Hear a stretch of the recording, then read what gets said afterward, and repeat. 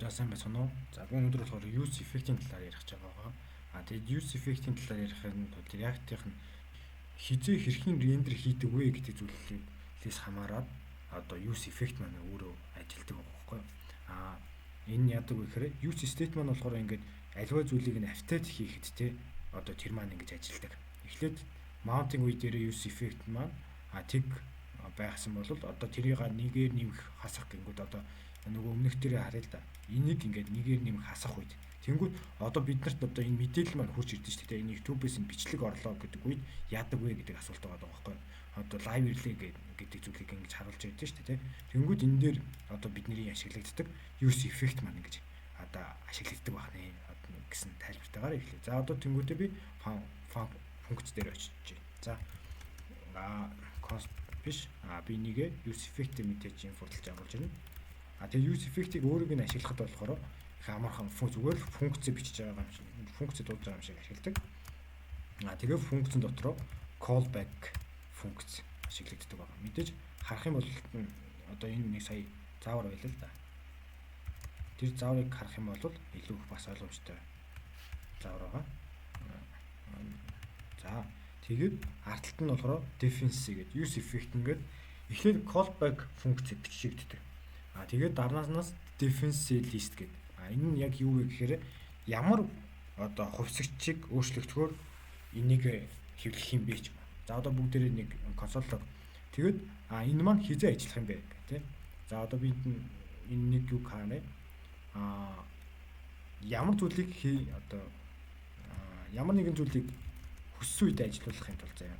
Хүссэн үедээ ажиллуулахын тулд нэгт ажилдаг. Хоёр дахь нь болохоор энэ нь болохоор өөрөө return бас буцаажуулдаг. За юу чи? Return гэж биччихье. Тэгэд энэ нь бол return гэдэг. Энэ нь болохоор загварчгүй ашиглах шаардлагагүй жигсэн. Хэрвээ ямар нэгэн зүйлийг устгах ч юм уу, ямар нэгэн зүйлийг мэдээллийг шинжлэхийн тулд болохоор энэ одоо return дээр нь бичиж өгдөг гэсэн.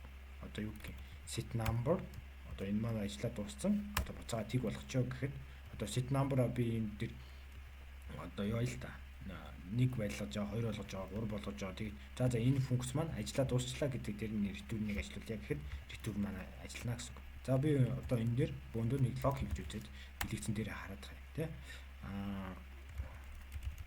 Number is get number. За одоо ингэнгүүт энэ маань зүгээр ингээд бичсэн байхад одоо mounting үе дээр ажилтдаг үе буюу render хийгдэж дөнгөж эхлээд гарч ирж байгаа тохиолдолд ажилтдаг. За тэгэнгүүтээ энийг одоо refresh-тэй хаяа. Тэнгүүд number is 1 гэсэн тий байна. За тэгэнгүүт би одоо энэ тоогоо өөрчлөлтөө энэ маань ингээд хэвлэхгүй шүү дээ тий.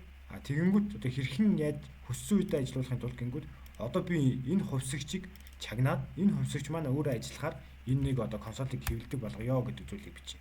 За тэгэнгүүт энэ чинь биччихнэ. За ингээд refresh чинь.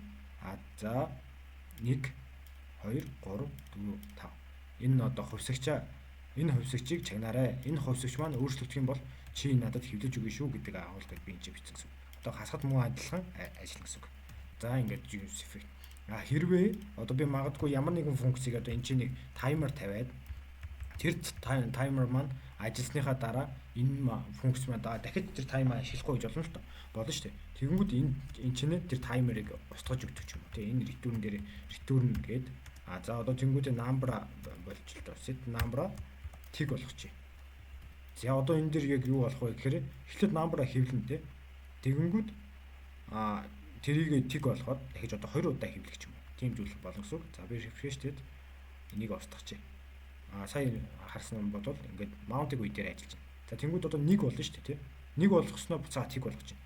Би нөгөө хувьсгчаа эн чинь return хийгээд цэвэрлээд байгаа учраас энэ хийж байгаа гэсэн. Гэхдээ энэний доор угаасаа хувьсгчны ямар нэгэн зүйлийг нэгийг return гэсэн бол тэрнээсээ доошоо хэвлэхгүй шүү дээ, тий.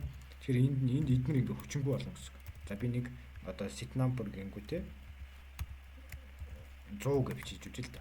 Хамгийн сүүлд нь одоо цэвэрлэх үйлийг хийж байгаа гэсэн үг. Энэ одоо энэ дээр энэ одоо reachable code after return statement. Return-ийн доороос ямар нэгэн зүйл ингээд хэвлсэн байгаа шүү гэдэг сая алдаад warning надад өгч шүү дээ. За нэг иймэрхүү юм байна. Тэгээд ийм хоёр тулд яадаг. Бүх одоо use effect-ийн маань энэ mounting, updating, mounting гэх. Энэ маань болохоор энэчээ болохоор за магадгүй би энэчээ дахиж өөр хувьсыг зарлаад энэчээ бичгээд бас тэрийг заа явахад энэ number-ийн энэ маань ажилдаг. Энэ маань ажилдаг. Тийм юу гэж болно. За одоо харъя л да. Const за number 2 гэж биччихье. Set number 2 гэд. За тэр маань өөрөө use state. За тэр маань өөр 10 байх заяа. За тэгтээ одоо энэ дээр би set number-ыг бичнэ. Тэ? Number 2 бичээд тэгтээ би number-ыг арилгах чи. За тэгэнгүүтээ энэ чи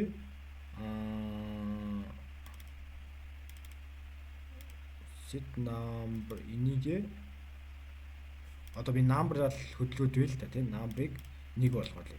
Тэгэнгүүт энэ маань бас хэвлэхгүй л гэсэн агуулгатай. Тэгэхээр хэнийг хизээ хэвлэх вэ гэдгийг одоо бид нэр ингээд шийдэж өгнө л гэсэн. Тэ. Тэнгүүд одоо би чинь хоёуланг энэ number-аа бас биччихээ л та. Тэнгүүд number өөрчлөхөд нөгөөх нь бас өөрчлөгддөг. Одоо тийг болгоод байна шүү дээ. Энэ return нөгөө нэг цэвэрлж байгаа функц маань ажиллаад. За тэгэнгүүт энэ дээр бас number 2 гэдэг хэ. За. Тэг ингэж одоо ингэ явдаг гэсэн.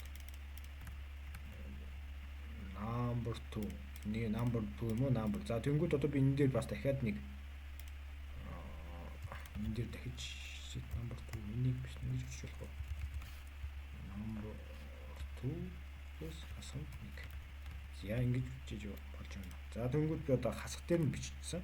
За одоо хасах дээр нь бичихэд set number маань ингээд бас өөрчлөгдөж байна. Хэвлэж байгаа гэсэн үг. За би энийгээ боловч number 2-ыг хэвлэж байгаа гэсэн үг. Тэгсэн ч гэсэн хамаагүй ингээд хэвлэж байна гэсэн. Тийм хэвлэнэ гэсэн. Аль функцийг сонсох вэ гэдэг тийм үг бичиж байна гэсэн. За баярлалаа.